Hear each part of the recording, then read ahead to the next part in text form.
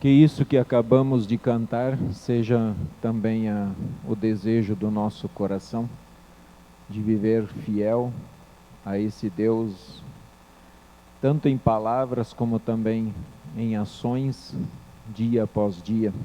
E que esse Espírito esteja sobre nós nesta noite, em que queremos meditar no texto de 1 Tessalonicenses, capítulo 5, versículo 16 a 24. Esse texto foi escolhido especialmente porque hoje nós separamos o dia para uma oferta especial ao nosso Deus. E esse texto ele nos traz uma reflexão bem profunda e edificante na palavra do nosso Deus. Ali 1 Tessalonicenses diz assim: regozijai-vos sempre, orai sem cessar. Em tudo dai graças, porque esta é a vontade de Deus em Cristo Jesus para convosco. Não apagueis o espírito, não desprezeis as profecias, julgai todas as coisas, retende o que é bom, abstendo-vos de toda forma de mal. O mesmo Deus da paz vos santifique em tudo, e o vosso espírito, alma e corpo sejam conservados íntegros e irrepreensíveis na vinda de nosso Senhor Jesus Cristo.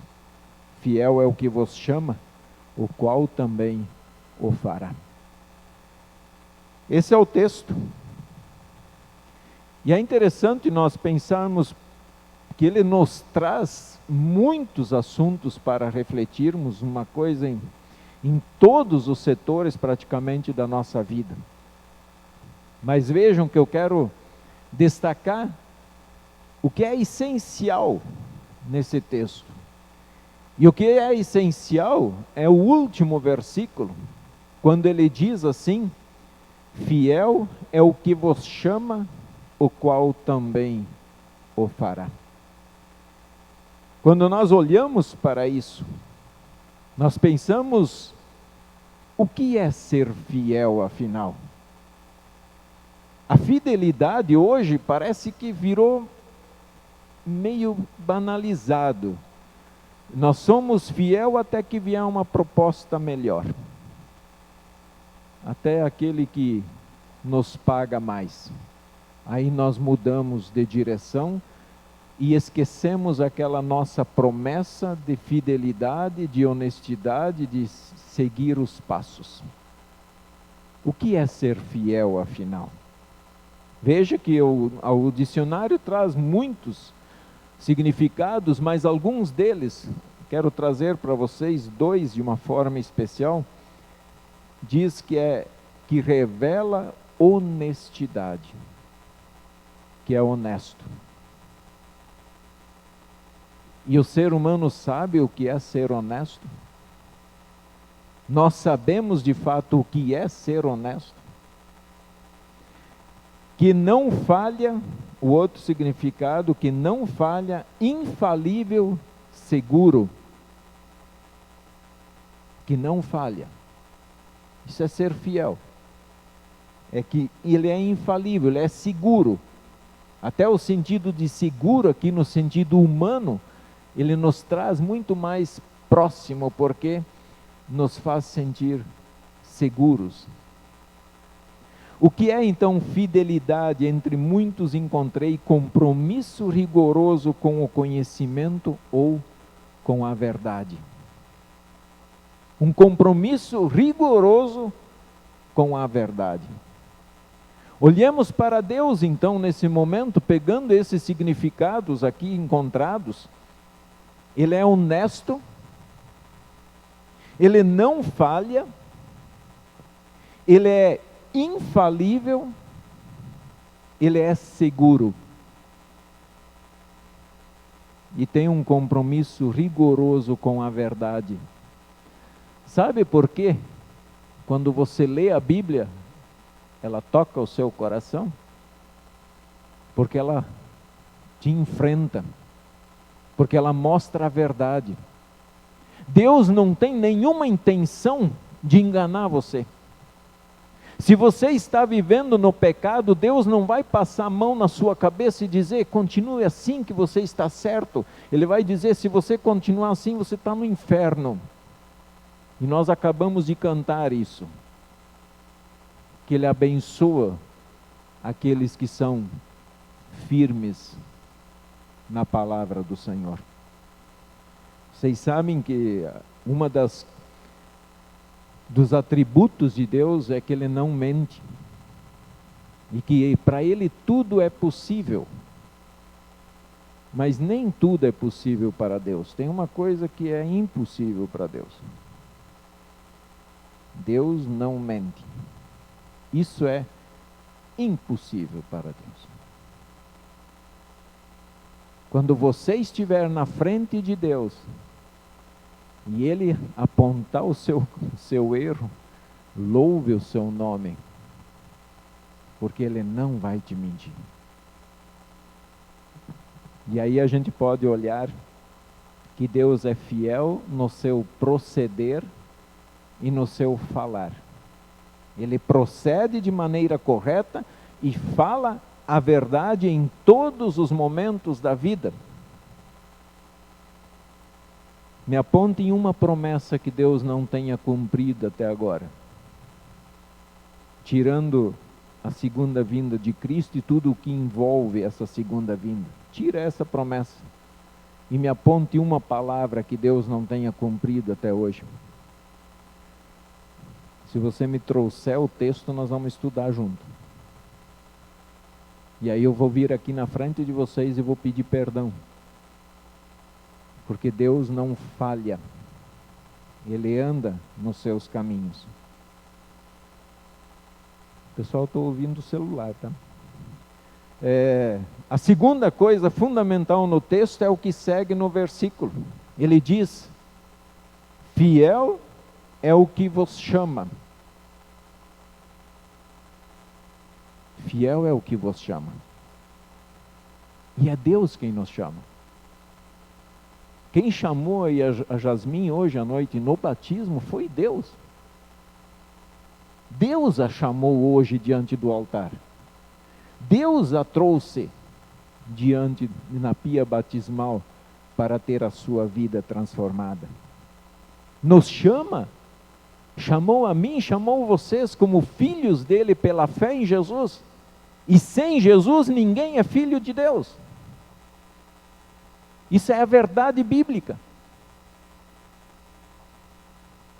Ele nos chama para sermos seus amigos, é Ele quem nos convida. Não sou eu que decido ser amigo de Deus, mas Deus me torna seu amigo.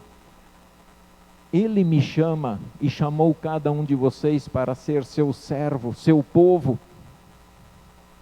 Ele nos chama para sermos sacerdotes, e sacerdócio real, que é o que vocês fazem parte. Ele que nos chama para proclamar as virtudes daquele que te tirou das trevas para a sua maravilhosa luz. É Ele quem chama. E Ele é fiel. Ele é fiel. Ele nos chama pelo batismo e palavra.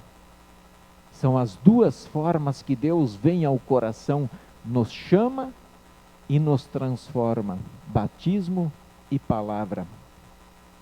E diante desta reflexão, então faz sentido agora, quando eu entendo que é Deus quem me chama, e esse Deus que me chama, Ele é fiel. Então faz sentido quando eu olho agora para os versículos anteriores. Vamos lá, ele diz, regozijai-vos sempre. Muitas vezes, podemos nos sentir tristes, e isso é natural. Podemos nos sentir fracos, incapazes, cansados, desanimados, porém não estaremos destruídos. Não estaremos destruídos. Nos sentimos assim porque tiramos os olhos de Jesus. Percebem na vida quando nós paramos de olhar para Jesus e começamos a reparar nos problemas e nas dificuldades da vida, então é que o nosso coração não sente mais motivo para se regozijar sempre. Mas poderemos nos alegrar, porque eu sei que hoje quem me chamou é fiel. Eu posso falhar, você falha como ser humano, mas aquele que nos chamou, ele não falha. E quando os nossos pés estão firmados nessa rocha, então eu posso ser feliz. Mesmo diante de algumas tristezas que o mundo me apresenta, que o mundo traz até a gente. Para nos alegrar o coração, lembrar que as lutas da nossa vida, do nosso dia a dia, não são porque Deus nos abandonou, mas Ele disse que teríamos essas lutas. No mundo passais por aflições, Ele disse, mas tende bom ânimo, eu venci o mundo.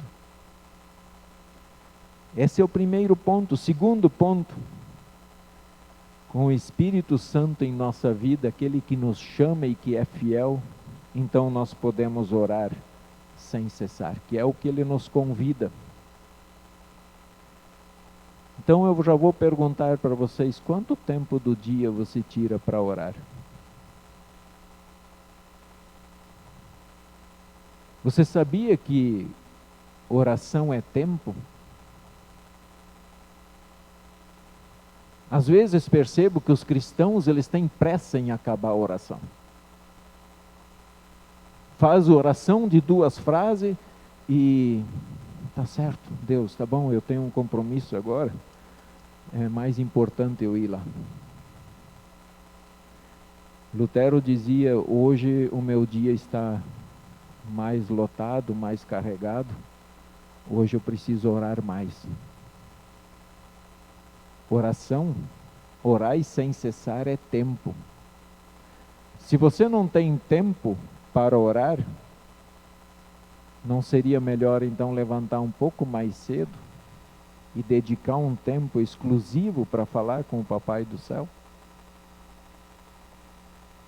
Se Ele é fiel, por que não falar com Ele?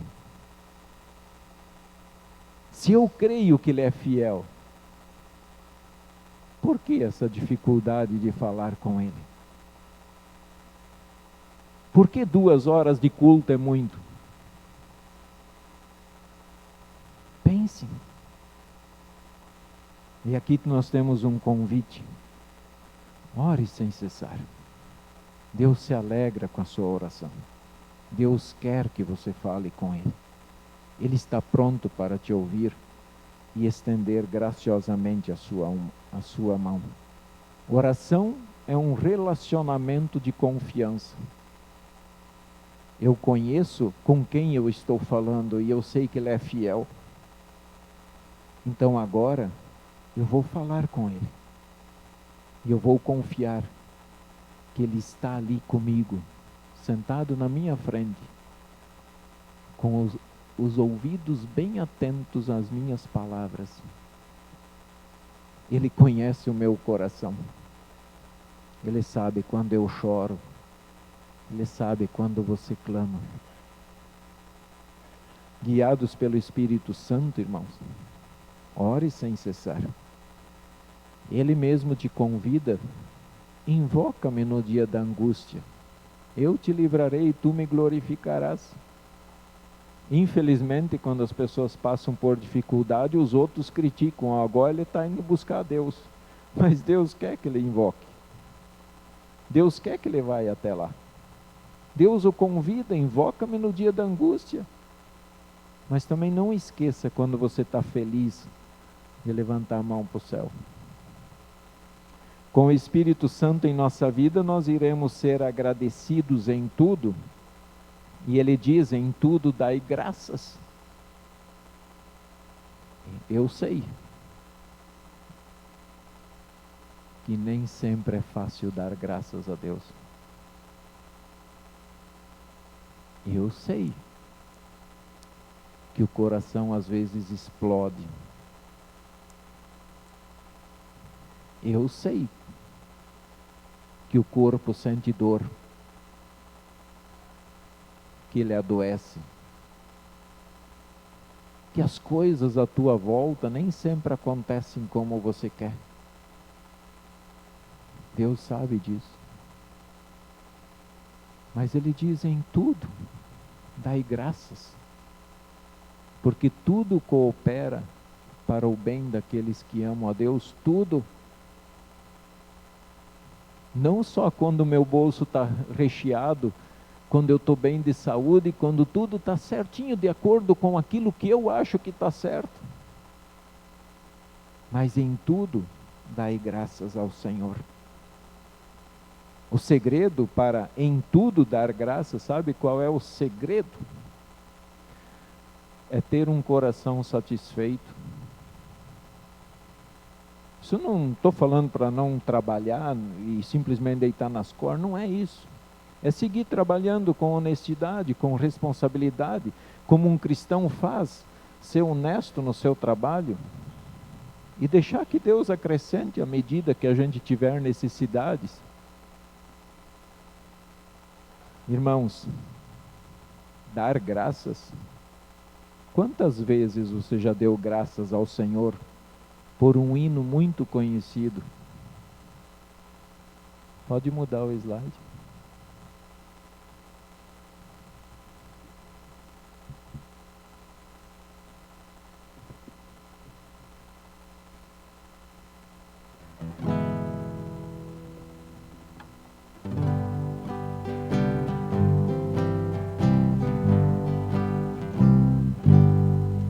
Graças dou por esta vida, pelo bem que revelou. Graças dou por meu futuro e por tudo que passou. Pelas bênçãos derramadas, pela dor e na aflição, pelas graças reveladas. Graças dou por teu perdão,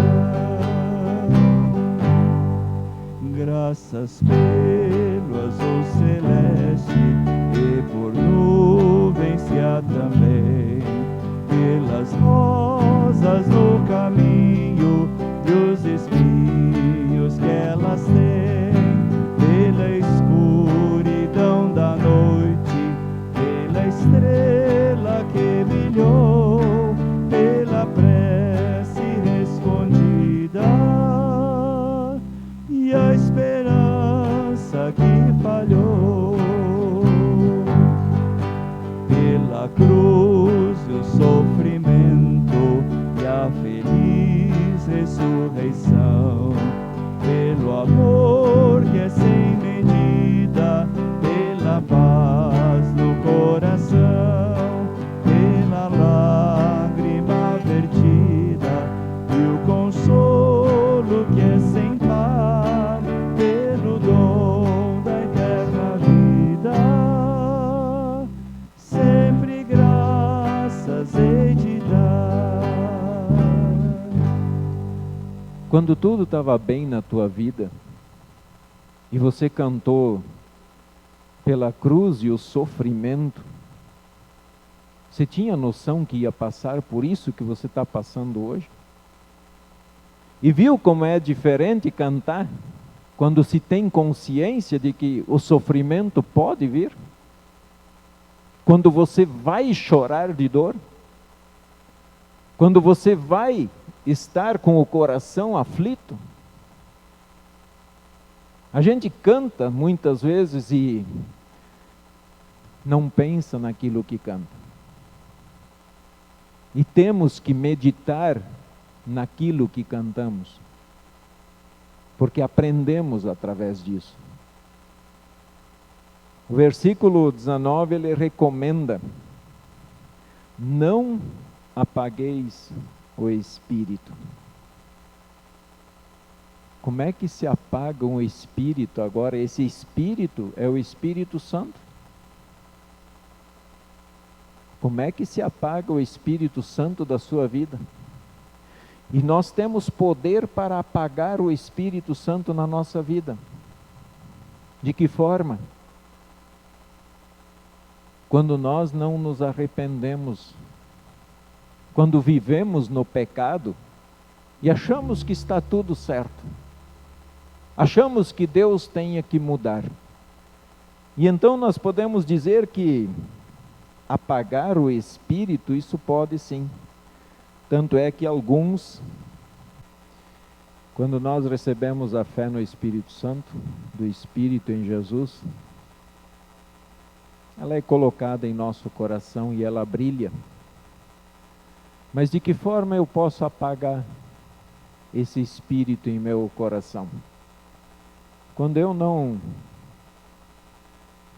me arrependo do pecado, quando eu não confesso o meu pecado, quando eu vivo uma maneira que não agrada ao Senhor, quando não sou consagrado a Ele,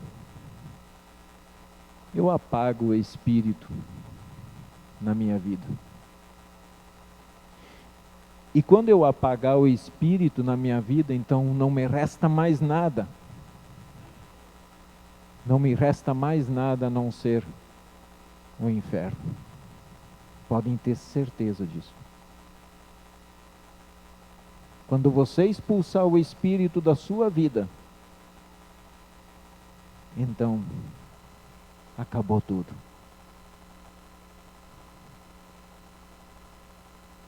Ele diz: não desprezeis as profecias.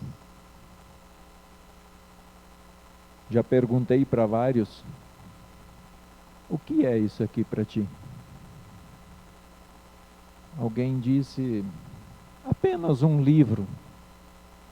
Se isto for apenas um livro para ti, então nada faz sentido. Mas se for palavra do Senhor, aí muda tudo. Aí transforma. E vocês podem ter certeza que cada palavra que consta no livro da vida, está escrito lá em 1 Pedro, 2 Pedro, porque nunca jamais qualquer profecia foi dada por vontade humana, mas homens santos falaram da parte de Deus movidos pelo Espírito Santo. Os homens que vêm de Deus falam pelo poder do Espírito Santo. O outro conselho, porque Deus é fiel: julgai todas as coisas, retende o que é bom. Reter é segurar o que é bom, não o que não presta. O que não presta deixa aí, joga fora, joga no lixo. Ele diz: retém o que é bom. Imaginemos que esse copo é cada um aqui, que está presente, representa você. E o Espírito Santo, então, ele coloca a fé no seu coração. O Espírito Santo, habitando em você, ele coloca a esperança em Jesus. Habitando em você, ele te concede o amor verdadeiro em Cristo Jesus. Ele poderia te conceder todos os outros dons do Espírito Santo. E aqui o conselho é: retenha o que é bom. Não faça isto. O que você reteve? Você jogou tudo fora. As coisas que de fato deveriam estar na sua vida, você jogou fora. Mas ele diz: retenha o que é bom. Então é como se você tivesse recebido tudo do Espírito, e Deus te dá isso. E movido pelo Espírito Santo, Você vai jogar fora o que não presta, mas você vai reter o que é bom. Você vai segurar. Você não vai abrir mão. Custe o que custar. Seja lá na frente de quem for. Retenha. Segure no seu coração, na sua alma, o que é bom. Essa é a orientação que vem da nossa palavra, do nosso Deus. E Ele quer te dar de fato. E Ele quer te dar força para você reter sempre o que é bom. Para concluir, o mesmo Deus da paz vos santifique em tudo, e o vosso espírito, alma e corpo sejam conservados íntegros, irrepreensíveis na vinda de nosso Senhor Jesus Cristo. Quando Jesus aparecer, ou quando Ele me chamar dessa vida pela morte, Deus quer me encontrar fiel. Ele quer encontrar Jesus aqui dentro. E Ele quer encontrar Jesus ali, dentro do seu coração. Por isso Ele diz, sejam conservados íntegros e irrepreensíveis na vinda de nosso Senhor. Que todos nós um dia estejamos assim, como agora, diante do trono celeste, para a honra e glória do Senhor. Amém.